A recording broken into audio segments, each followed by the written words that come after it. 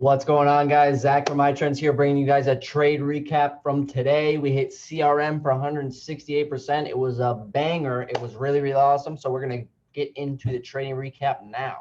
So first off, I'd like to start by saying thank you guys for all the support on all the trading recaps that we've been doing, both for our private Discord channel and the ones that we've been putting on our public YouTube channel as well, being getting good feedback on. So thank you guys very, very much.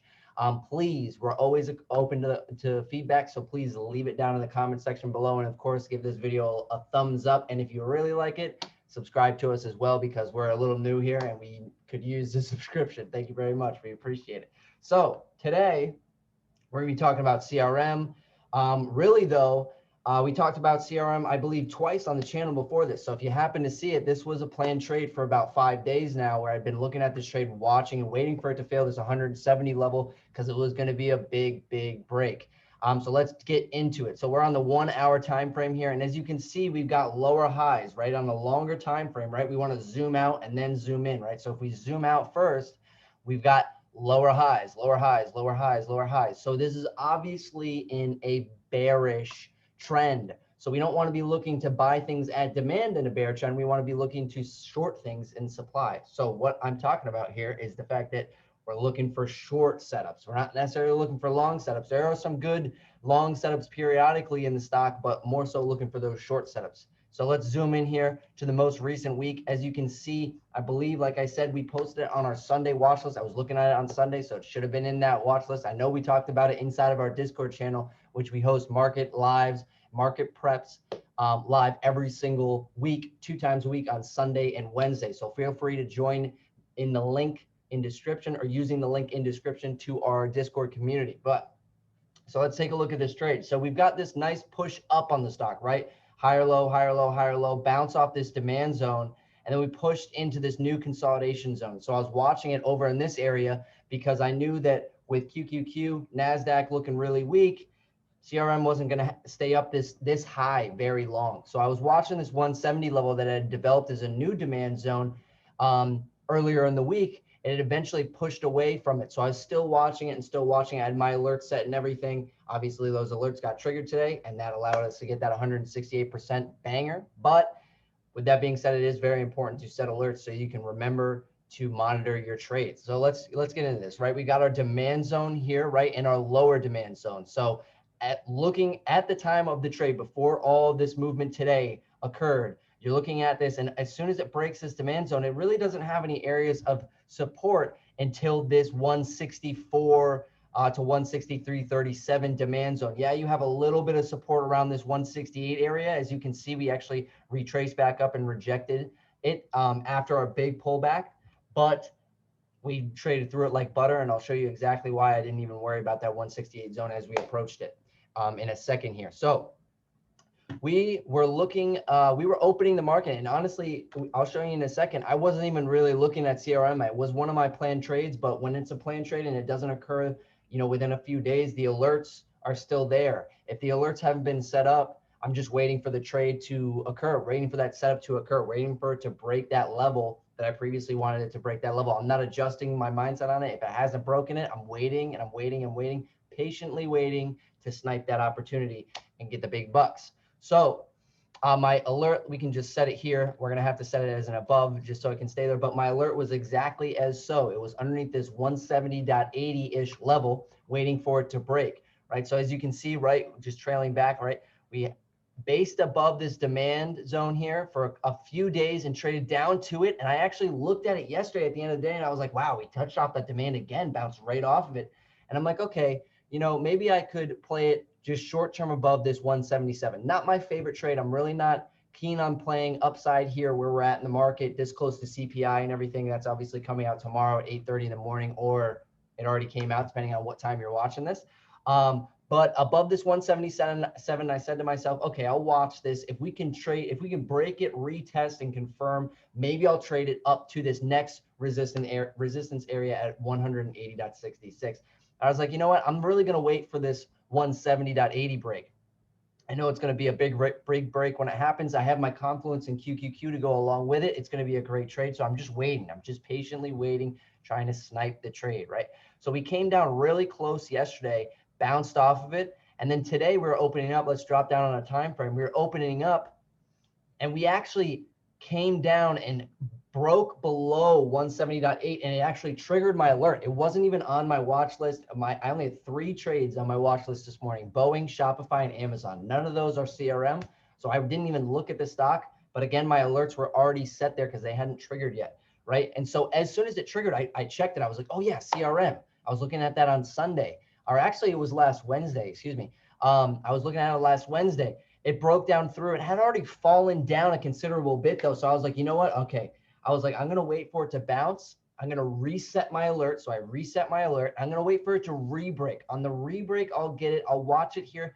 And maybe I want to pick it up on a retest and fail. But I said to myself, you know what? I'm going to wait. I'm going to wait for it to re-break the low because I know that this demand zone has been used a few times here. We got 1 bounce, 2 bounce, 3 bounce, right? So this demand zone is very strong. So I want a clean break of it. And when I have a clean break of it, then I'll enter my trade. So we came down, right? 1 tap down, bounced back up, rejected off our pre-market low, and then came right back down and broke it again. So at that point, after it broke it again, the alert was triggered again. And I looked at it, it was falling very hard. We had already rejected on QQQ, which we're going to get to in a second. And so I knew that I was going to be able to enter the trade and that was going to be a good trade for us to take, us and the team. So we were trading the 165s, and I'll show you that in a second here, but let's go to QQQ. I just want to show the confluence in, really quickly, or actually let's go to NASDAQ. So NASDAQ is what I track. NASDAQ and QQQ, if you're not familiar, they're the same exact thing. NASDAQ futures is just a little bit different, obviously different prices. However, the movement is the exact same. I've just been tracking NASDAQ, just my preference. It doesn't really matter which one you track though. So this 12,000 level gave us a little bit of demand back a few days ago, back towards the end of last week. Bounce, right? We had a break above, then bounce, and then bounce. And then on Thursday, I believe it was, or Friday rather, we actually broke straight through it. So I knew that, okay, we broke straight through it. So we're looking, or Monday rather, excuse me. Monday, we broke straight through it. I knew that we were going to have to retest it. We actually retested it that day and fell super hard overnight. And this was a little weird to me because I looked and checked futures at about 11:30, 12 at night. And I was like, wow, we're really low right now. Like, I hope we don't open up at this area because those shorts are going to be a little overextended. And we actually ended up pushing higher up towards where we had actually closed on Monday towards the open. And I was like, wow, this is really interesting. Now we're getting overextended on the upside here. So I knew that if we were coming back up to this 12,000, we had to get in shorts. That was going to be a very quick and harsh rejection. As you can see, this 1 hour candle is a crazy wick, big rejection on that 12K. And I'll even show you right here in my planned outlook in the morning. I do a planned outlook in the morning every single morning in our Discord chat. As you can see right here, hopefully you can see this. I'm just going to guess that you can see this. I'm not entirely sure. But right here, it says NASDAQ had a harsh dip through 11,800 overnight. Now has been reclaimed. I'm looking for this 11,950 before we see resistance. And I see it being very difficult for us to base above 12K. So that's my thoughts on it. Essentially saying, yeah, we're going to have a very difficult time. Hopefully you guys can see this now. We're going to have a very difficult time getting above that 12K, right? But we also have to pay attention to this 950 zone, right? And this was an intraday zone that I'm going to get rid of that I had actually drawn for some other trades. But I was paying attention to this 950 zone. And you asked why I was paying attention to this 950 zone. Well, let's go to the 4 hour here. And I'll show you exactly why I was paying attention to this 950 zone. As you can see right here, this 11,950 was the big dip we had that broke below 12,000. So I was expecting us to hit some type of resistance. That was our first area of resistance. I really saw us pushing up to that area with ease, like butter, no issues, before we saw resistance. And that's exactly what happened. We saw a little bit of resistance at 11,950, and then that was it. The trade, I mean, they were out after that, right? We had a big push up here, pulled back to the 11,950, then bounced right up to it, to the 12,000. Here's where we saw this big rejection. So note the time, 940 is when we saw the big rejection candle, right? That's a harsh sell candle. So let's go back to CRM and let's check at what time it broke. 940, sure enough, there you go. So that's the confluence. QQQ, NASDAQ rejecting its upper supply at the time that CRM is breaking the below level that I'm looking at to enter my puts. That's a go. That's green. That's what I need to see, right? If I wanted extra confirmation, I could have looked at the RSI. I could have looked at my EMAs, if, for example, if you use the MACD, you could have looked at anything like that. Or you could have just used simple price action, simple patterns, and you can see that we pushed down to the demand zone, bounced off of it, rejected off of our pre-market low with a large wick. That's a big rejection candle. And you have your confluence on QQQs. That's enough to enter your trade. So underneath this 170.80, we actually took the trade down and we made 3 exits along the way. Our first exit came about 168.84, right? Like if you remember, I was watching that area, this zone, for some resistance, or rather some support, excuse me. So we took our first exit there for a calm contracts from 122 to 155. That came in about a few minutes. So I wanted to secure some profits early. As I like to do, we have a profit management system here at iTrendz 4-to-1, where we take it in 4 increments. So 25%, 25%, 25%, 25%. It helps alleviate the stress off your shoulders as you're actually in the trade. So you're putting money back in your pocket, and therefore you can kind of let those runners really see the excessive gains there, right? So I took 25% of my position off at $1.55. And then I took another 25% of my position off at $1.07 around this 167.76, excuse me, around 945-ish, 950. As you can see, only 10 minutes in the trade, and we've already profited $50 off the trade. So that was really, really awesome.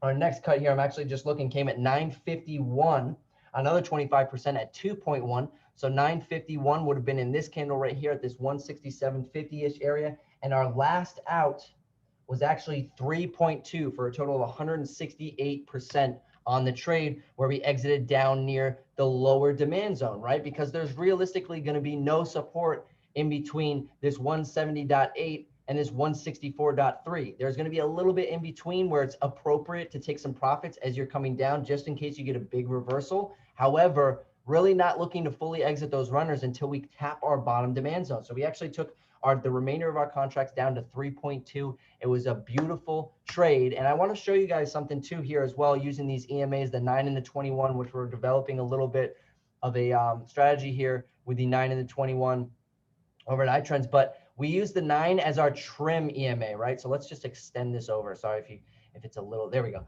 So you can see that we broke NASDAQ here. I'm trying to go to CRM though. I want to show you guys CRM, not NASDAQ.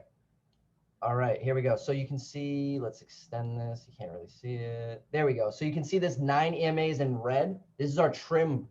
This is our trim EMA. So essentially, if we're short, if the stock is passing back above the EMA, we should be trimming our positions, right? And then we use the 21 for our full out, but that's a discussion for a different video in the future. Leave comments down below if you want to hear anything about it in the future, but it won't come out for a little bit because we're actually trying to develop an indicator, a free indicator for you guys, but that is a little bit of a super secret thing from iTrendz. So hopefully, well, you guys totally just got super secret information.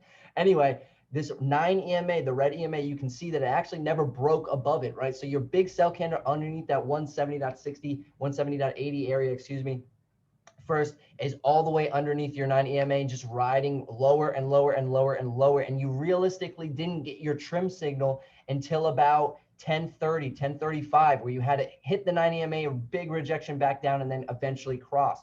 So I was watching this 9 EMA, it was just coming down, and I was like, you know what? I can hold on to these runners. I can hold on to these runners until we see the bottom demand zone, and I think I'll be okay. And so just for proof, I'll show you guys the good old alert section where we took CRM and Shop. We actually took Shopify and CRM at the same exact time. Shopify was an okay trade. Took it from 85 cents to $1.20. It went to about $1.30, but I mean, it was a good trade. You know, 10 contracts of that, you make 400 bucks, not 400 bucks, depending on, I mean, if you exit at 1.3, but you make a couple $100 bucks, 250 bucks. It was not, it added to my total. But as you can see here, we had CRM call at 945, 165 put weeklies at 122. Our first cut came at 155 a couple minutes later. Then you had our next cut at 1.7 here a few minutes after that. And then you had another 25% at 2.1 and another 25% at 2.65, right? So I had one contract left to see see how much more value I can get out of that contract. And I was all out at 3.2 for a nice gain on total gain on the day of $1,020 bucks, or 1,020 bucks. So that was a great way to start the day. And honestly, I was done in 34 minutes and I'm like, yo, I'm good for the day. So I'm gonna head out. And that's exactly what I did. You don't need to overtrade. I hit $1,000 on a day. Like, what more can I ask? I hit $1,000 in 30 minutes. I can go enjoy my day. Shit, I could go work a job if I wanted to and make more money at the job risk-free, not even care about it. I just made $1,000 in 30 minutes. So this was a really good trade. And I'm very glad that people in our chat caught it because it was very, very simple. Just wanted to give you guys a recap of it today. Please let me know down in the comments if you're enjoying the recaps and if this specific recap was helpful to you. Please, please, please. Or what we could add, what I did right, what I did wrong. Just tell me, let me know. Just let me know what we need to add or take away from these recaps just so you guys are getting more value from it. Like I said, I was using Confluence from QQQ and NASDAQ to take this trade. It was very simple setup. You even saw it in the Wednesday watch list from last week and the Sunday watch list because I was watching it for the past 5 days. Today, it finally broke, so it was a great trade. Very happy that we got to see it play out. And I'll actually be looking at CRM in the future to see some of these more bigger moves. Now that I've traded it a little bit in the past few months, might start trading it a little bit more here. But anyway, with that being said, please, if you are you just feel so nice, give us a subscribe. We love to see the subscribers rolling in, and thank you very much for any types of feedback that you guys give, and of course any type of likes on the video. We're just very appreciative of that. Feel free to check out the links in the description. We also have a bunch more videos, again, trade recaps, but we also have videos going over different indicators like the RSI, the VWAP, and more. Also, feel free to check out our website where we have a bunch of ebooks. We actually just released our candlestick book. It's 50% off. Right now, you can get your hands on it for super cheap. And yeah, with that being said, it's been Zach from iTrendz, and I'll see you guys in the next one.